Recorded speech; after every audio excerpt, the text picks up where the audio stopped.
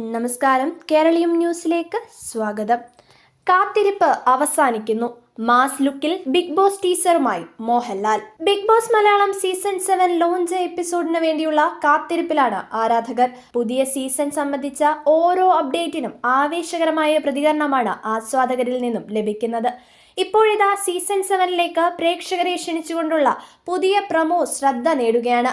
അവതാരകനായ മോഹൻലാൽ തന്നെയാണ് പ്രമോ വീഡിയോയിൽ പ്രത്യക്ഷപ്പെടുന്നത്. മോഹൻലാൽ സിനിമകളിലെ രംഗങ്ങളെന്ന് തോന്നിപ്പിക്കുന്ന തരത്തിലാണ് Bigg Boss Malayalam season 7 promo video പുറത്തെത്തിയിരിക്കുന്നത്.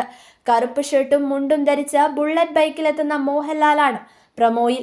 ഒപ്പം ലൂസിഫറിലെ രംഗത്തെ അനുസ്മരിപ്പിക്കുന്ന വാട വിളിയുമുണ്ട്. ബിഗ് ബോസ് എന്ന് പറഞ്ഞാൽ എല്ലാം കൂടെ ചേർന്ന ഒരു ഷോ ആണ്. ഡാൻസ്, നമ്മുടെ പേഴ്സണാലിറ്റി. ഹൗസിൽ എൻ്റർ ചെയ്യുന്ന സമയം തൊട്ടേ ഞാൻ ഗെയിമിലാണ്, മനസ്സിലായില്ലേ?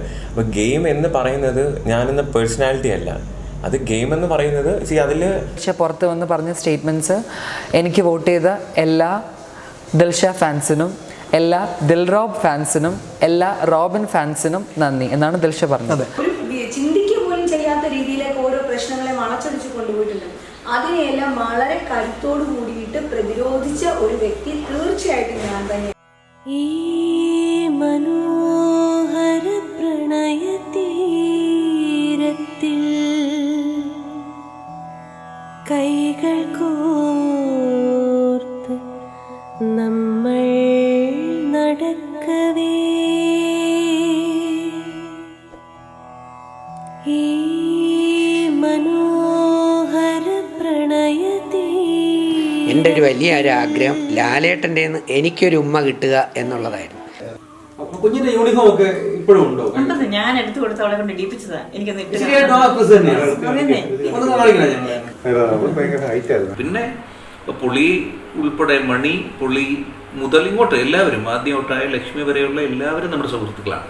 ഞാൻ ആ ബിഗ് ബോസിൽ പോകുമ്പോഴും ഞാൻ ആഗ്രഹിച്ചത് കുറച്ച് എൻ്റെ ലൈഫിൽ എനിക്ക് ഗുണപ്പെട്ടിട്ടുള്ള എന്തിനാണ് കിള്ളം ഫിറോസ് ഇങ്ങനെ മണിക്കുട്ടനാണ് എൻ്റെ കോമ്പറ്റീറ്റർ ഇങ്ങനെ ഡിക്ലെയർ ചെയ്യണം. Is not doing anything much, he just performing. ഒരാളെ ഇഷ്ടമല്ല എന്നുണ്ടെങ്കിൽ ഞാൻ ആ സൈഡ് പിന്നെ പോവില്ല. നമ്മൾ ഒരിക്കലും അല്ലെങ്കിൽ അവരെ വിളിച്ചിട്ട് മോശം ആയതുകൊണ്ടുള്ള പെയിനാണെന്നാണ് പറഞ്ഞത്. അങ്ങനെ പറഞ്ഞ് തിരിച്ചു വിട്ടു. പക്ഷെ അവർക്ക് വേദനയുണ്ടായിരുന്നു. അപ്പോൾ ഇവരൊരു ആക്റ്റീവ് കുട്ടിയായതുകൊണ്ട് അവർക്ക് ഇതൊരു രോഗമായിട്ട് അവർ ആയാലും അതെ. കാരണം മണിക്കൂട്ടിന് എൻ്റെ അടുത്ത് പലപ്പോഴും പറഞ്ഞിട്ടുണ്ട് എനിക്ക് സൂര്യൻ്റെ അടുത്ത് അങ്ങനെ ഒരു ഫീലിംഗ് ഇല്ല. അപ്പം സൂര്യക്ക് വയസ്സ് 30-34 വയസ്സായ കൊച്ചല്ലേ, അതൊരു പക്വതയോടുകൂടെ കാര്യം കാണണ്ടേ. ചുമ്മാ ഇങ്ങനെ ക്യാമറയുടെ മുമ്പിൽ ചെന്നിട്ട് കരയും പറയുകയും ഒക്കെ ക്യാമറ സ്പേസിന് വേണ്ടി കാണിക്കുന്നതായിട്ട് എനിക്ക് തോന്നിയിട്ടുള്ളൂ. അത് വലിയ കണ്ടന്റ് ആയിട്ട് എനിക്ക് തോന്നുന്നില്ല.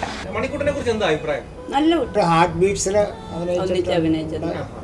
സിനിമയിലുണ്ടായിരുന്നു. പിന്നെ ഇവിടെ കണ്ടഹാർ എന്ന് പറഞ്ഞ സിനിമയിലുണ്ടായിരുന്നു. അന്നേരം അമ്മ പോയപ്പോഴും അതിന് അച്ഛൻ പോയപ്പോഴത്തേക്ക് അവർക്ക് വേണമെങ്കിൽ എന്നെ ഉപേക്ഷിക്കാമല്ലോ. പക്ഷെ എന്തെങ്കിലുമൊക്കെ ഞാനിപ്പോൾ ഈ ഒരു വേദിയിലൊക്കെ നിൽക്കണമെന്ന് ഞാൻ അത്രയും ആഗ്രഹിച്ചൊരു വ്യക്തിയാണ്. ഭർത്താവിൻ്റെ ഇഷ്ടത്തിനനുസരിച്ച് ജീവിക്കുന്നവൾ, ഒരു കുലത്തിൻ്റെ ധർമ്മം പാലിക്കുന്നവൾ, മക്കളെ സംരക്ഷിക്കുന്നവൾ. രണ്ട് ഭാഗത്തും തെറ്റുണ്ടായിരുന്നു, രണ്ട് കുടുംബങ്ങളുടെ ഭാഗത്തും തെറ്റുണ്ടെന്ന് പറയാം. എൻ്റെ മോനെയും ഞങ്ങളുടെ സ്പേസ് തന്ന് വിട്ടിരിക്കുന്നതാണ്. ഞങ്ങൾ അവിടെ നിന്ന് മാറി കംപ്ലീറ്റ്ലി ആ ഫാമിലി ആയിട്ടേ ഞങ്ങൾ വിട്ടില്ല. നമ്മളിങ്ങനെ അഭിനയിച്ച് കഴിഞ്ഞിട്ട് വന്നിട്ട് ഉമ്മാരെയൊക്കെ വിളിക്കണം ഇങ്ങനെ, ചേട്ടാ തരൂ നമ്മളെന്തോ അവരുടെ നിന്ന് കടം വാങ്ങിക്കും പോലാണ്. നമ്മൾ ചെയ്ത ജോലിയുടെ പൈസയാണ് ചോദിക്കുന്നത്. അതൊരു ലഹരിയാ